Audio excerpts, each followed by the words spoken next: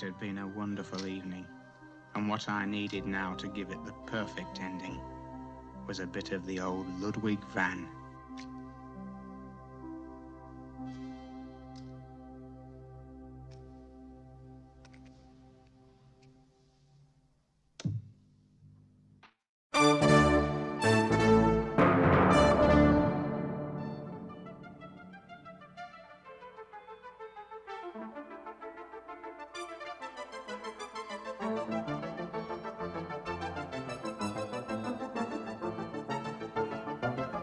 Laranja Mecânica é um filme de ficção científica distópico britânico-americano de 1971, adaptado, produzido e dirigido por Stanley Kubrick, baseado no romance de 1962 do mesmo nome por Anthony Burgess. E prega imagens violentas e perturbadoras para comentar sobre a psiquiatria, delinquência juvenil, gangues de jovens e outros assuntos sociais, políticos e econômicos em uma distópica Grã-Bretanha próxima ao futuro. Alex, Malcolm McDowell, é o personagem principal, um carismático sociopata cujos interesses incluem música clássica, especialmente Beethoven, cometer estupro, o que é chamado de ultraviolência. Ele lidera uma pequena gangue de arruaceiros, com os atores Pete Michael Tarn, George James Marcus e Dean Warren Clark, a quem ele chama de seus drugs, da palavra russa apir, que significa amigo ou camarada. O filme é narrado pelo próprio Alex, que conta ao público suas confidências sobre sua vida criminosa. Ele conta a horrível série de crimes de sua gangue, sua captura e a tentativa de reabilitação através da experimental técnica de condicionamento psicológico, a técnica Ludovico, promovida pelo ministro do Interior Anthony Sharp. A narrativa de sua história é feita em um dialeto conhecido como Nadsat, uma fraturada gíria adolescente composta de gírias rimadas eslavas em inglês e Cockney, dialeto da periferia de Londres. Kubrick foi um perfeccionista que pesquisava meticulosamente através de centenas de fotografias tiradas de locais em potencial, bem como de muitas cenas. Para Malcolm McDowell, ele geralmente tinha uma enorme consciência e precisão do que estava fazendo desde o início, então havia poucas tomadas. Kubrick era tão meticuloso que McDowell declarou: se Kubrick não tivesse sido um diretor de cinema, ele seria provavelmente um chefe geral do pessoal das forças dos Estados Unidos da América. Ele apenas gosta de controle total. As filmagens aconteceram entre setembro de 1970 a abril de 1971, fazendo de Laranja Mecânica a mais rápida filmagem gravada em sua carreira. Tecnicamente, para alcançar e transmitir a fantástica qualidade de sonho da história, ele filmou com lentes amplas, angulares extremas, como a Kinoptic Tigea de 9.8mm para câmeras a reflex de 35mm, e usou Fast and Slow Motion para transmitir a natureza mecânica de sua cena de sexo no quarto ou estilizar a violência em uma maneira similar ao filme O Funeral das Rosas de Toshio Matsumoto, de 1969. Junto com Bonnie e Clyde, Uma Rajada de Balas, filme de 1967, A Noite dos Mortos-Vivos, de 1968, Meu Ódio Será Tua Herança, de 1969, Soldado Azul, de 1970, Dirty R, de 1971, Sob Domínio do Medo, 1971, e Os Demônios, de 1971. O filme é considerado um marco no relaxamento do controle da violência no cinema. Mas depois de ameaças à família de Kubrick e crimes que, segundo seus autores, foram cometidos por inspiração e influência do filme, o levou a ser banido no Reino Unido por mais de 30 anos. Laranja Mecânica foi censurado no Brasil pela ditadura militar e só foi liberado pela censura no período de abertura política no início dos anos 80 ou final de 1979, mas só foi exibido com tarjas negras, censurando as cenas de nudez. Assisti uma sessão de Laranja Mecânica nesta época, em um cinema do Rio de Janeiro, e como o público carioca é muito gozador, não parou de gargalhar quando uma bolinha escura perseguia as partes íntimas de uma jovem que estava prestes a ser estuprada. Apesar de ser uma cena fortíssima e violenta, o público respondeu com histéricas risadas, devido à ridícula bola preta que tentava por vezes de forma incompetente esconder o sexo da pobre vítima. era o estertor da patética e truculenta censura da liberdade de expressão promovida pela nossa truculenta e sangrenta ditadura militar.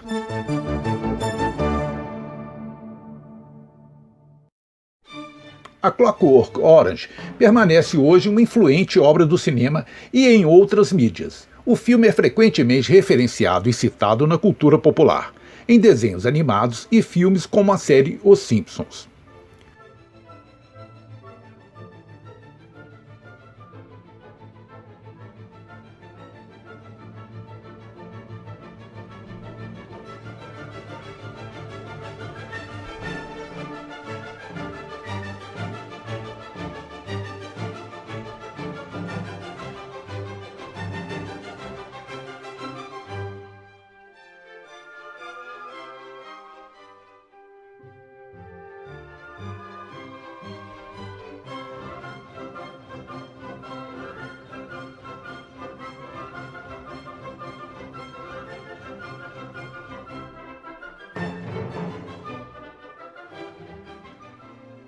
Laranja Mecânica aparece várias vezes no topo das listas de filmes do American Film Institute.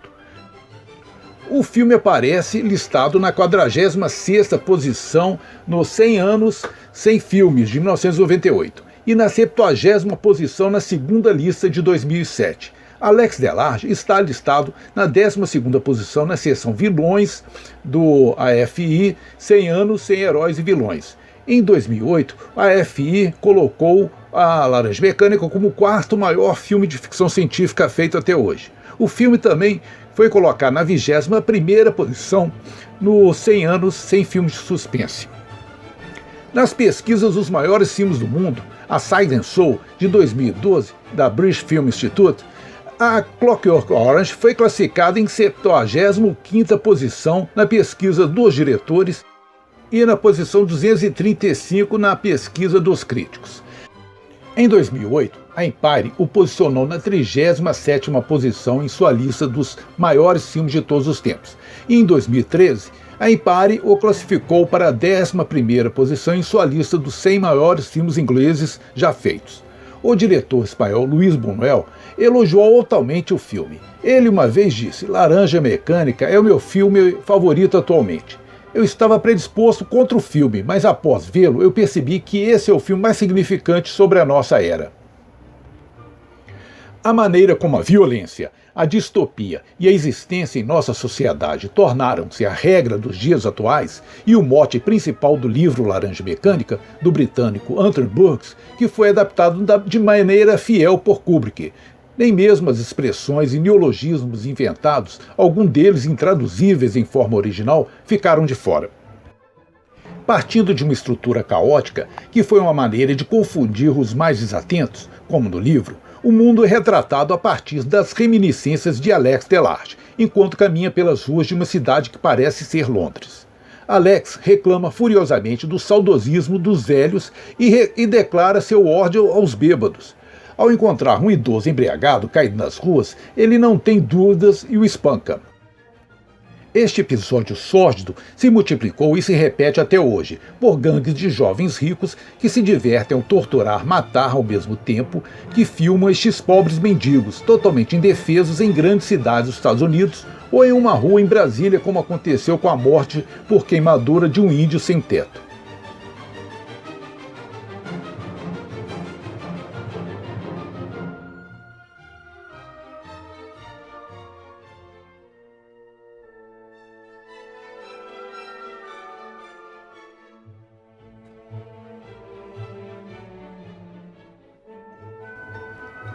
Após o espancamento do bêbado, segue a sequência seguinte, que é um estupro coletivo de uma outra indefesa, no caso, uma mulher. O filme, como o livro, segue nesse passo, e os jovens a acompanhar o labirinto da narrativa, por meio das expressões lunáticas e eventos violentos sem motivo aparente, parecem animais, não selvagens, mas plenamente conscientes do que se tornaram. Mesmo que algumas coisas, como a superexposição à televisão, como parte do condicionamento do personagem principal, pareçam datadas, a mensagem por trás delas está longe, muito longe disso.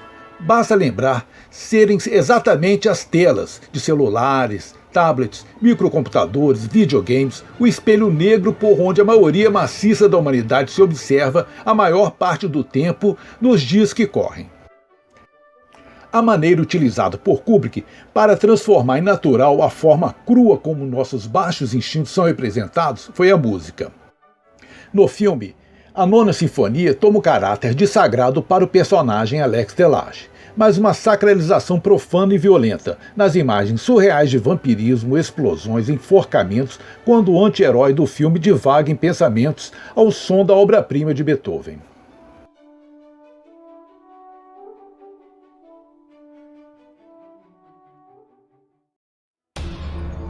Mais de uma vez, o próprio Burgs falou sobre o significado do título de sua obra, representar uma oposição entre algo doce, natural, a laranja, subvertida por algo frio, inventado por nós, as engrenagens mecânicas, físicas ou conceituais.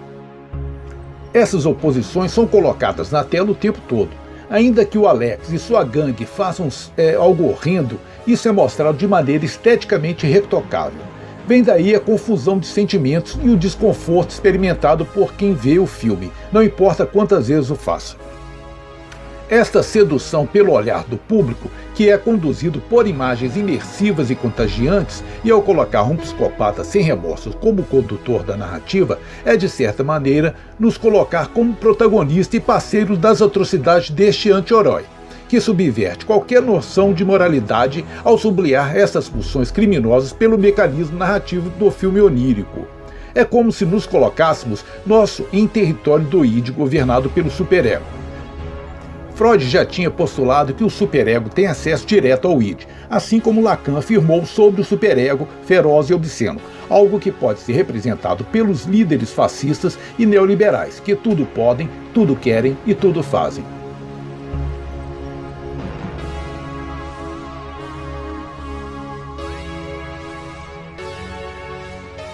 Colocar música de Cantando na Chuva, que é algo extremamente leve e feliz, como fundo musical de um espancamento cruel e um estupro impiedoso, é só o exemplo mais imediato.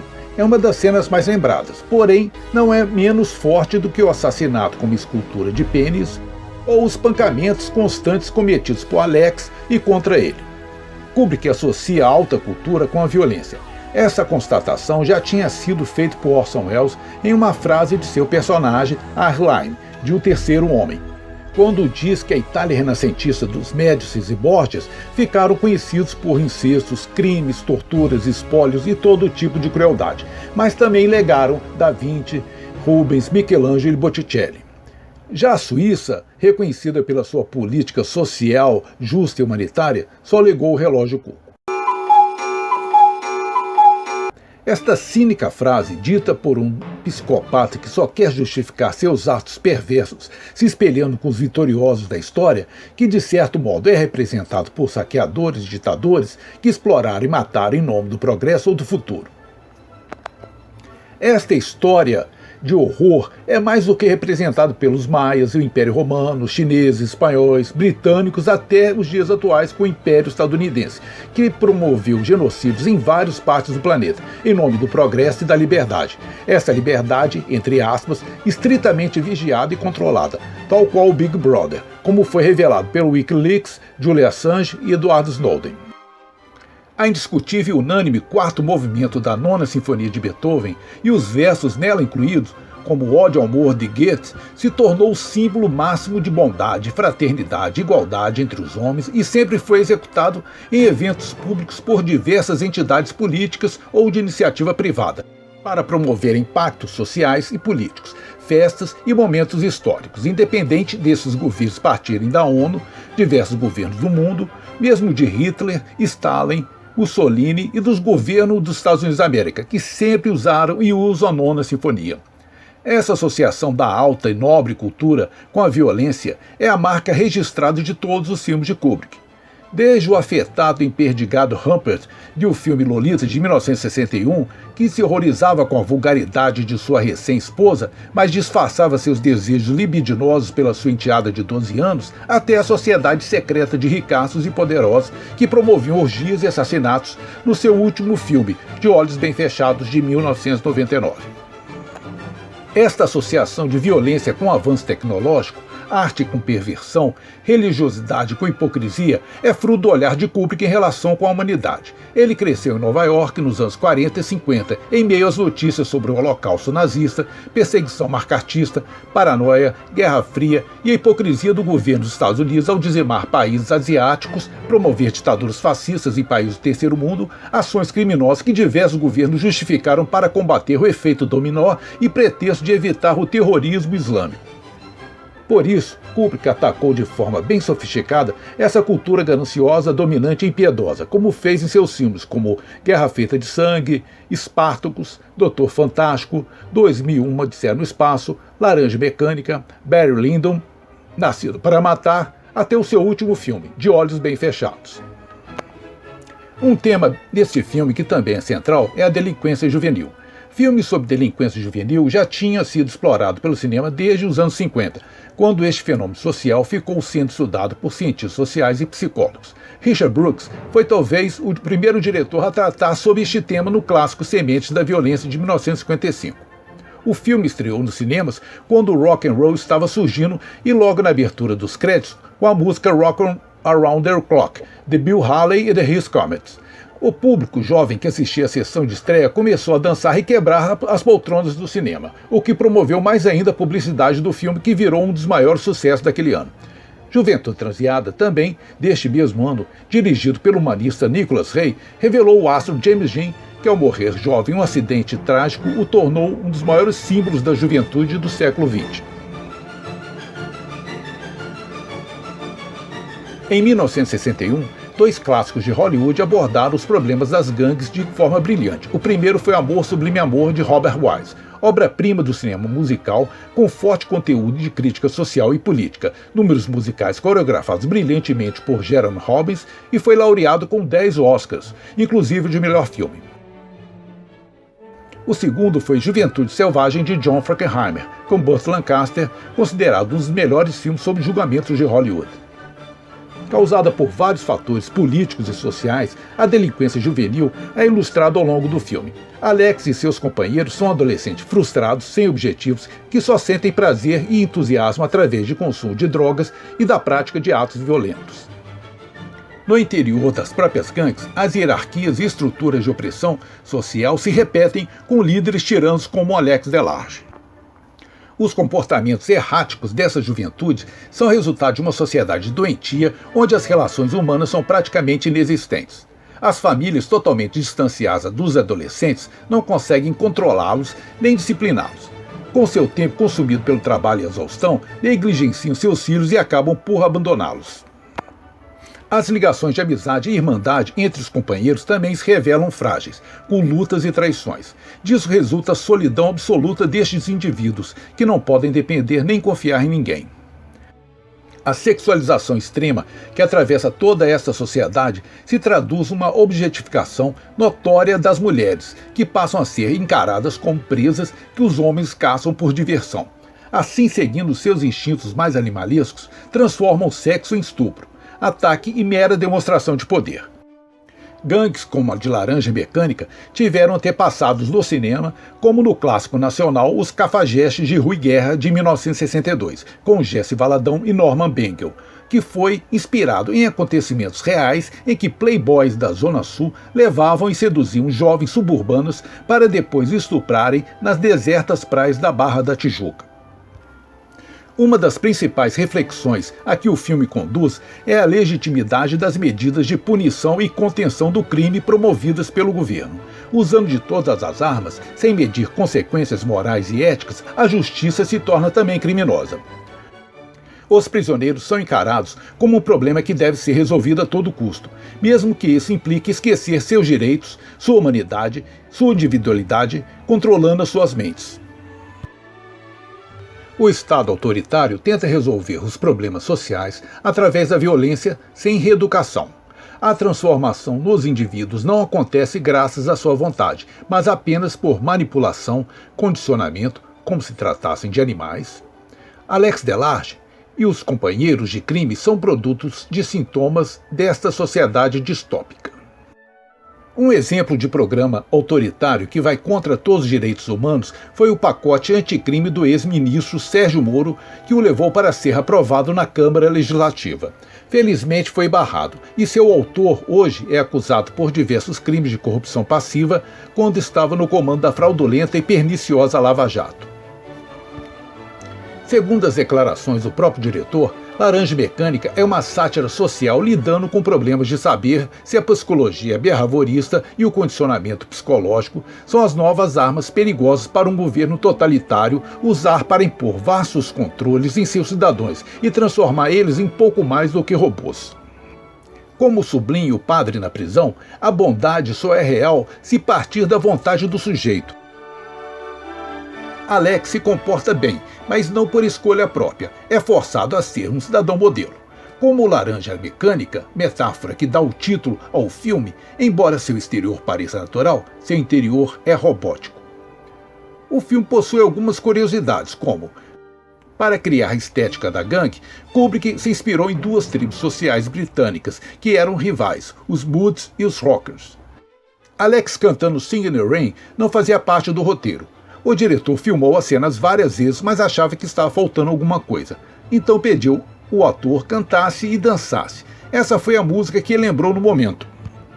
Parece que essa música ficou associada a criminosos, já que o ex-ministro da Educação de nosso país, Abraham Weintraub, usou Sing in the Rain em um de seus infames e ridículos vídeos de forma mais cafajeste e criminosa do que o psicopata Alex Delarge, associando de forma escandalosa esta grande canção do cinema da forma mais degradante, pois este é a sécula do neofascismo. Outra curiosidade é a cena dos prisioneiros andando em círculos no pátio, enquanto Alex e o padre conversam. Recria o quadro de Vincent van Gogh, Prisioneiros se Exercitando, de 1890. Laranja Mecânica continua a ser um filme perturbador e incômodo. Sua atualidade continua a nos alertar pelo perigo do controle da liberdade e da dominação fascista, além da cooptação de uma juventude raivosa, cruel, criminosa, que fomenta um ódio, teorias da conspiração e alienação em uma cruzada contra as ideias humanistas de direito e da arte libertária nos gabinetes obscuros do ódio, na web e redes sociais, dos QAnons e seus copiadores em países como o Brasil.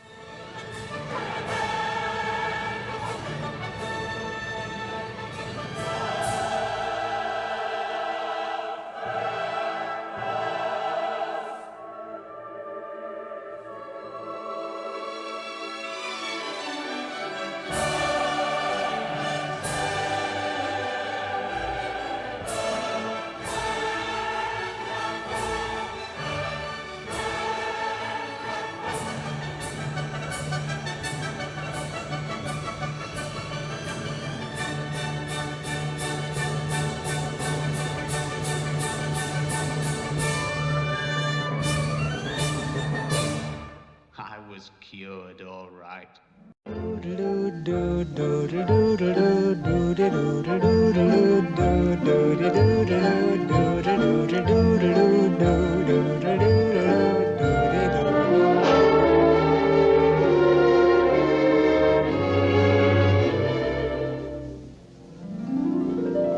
singing in the rain, just singing in the rain.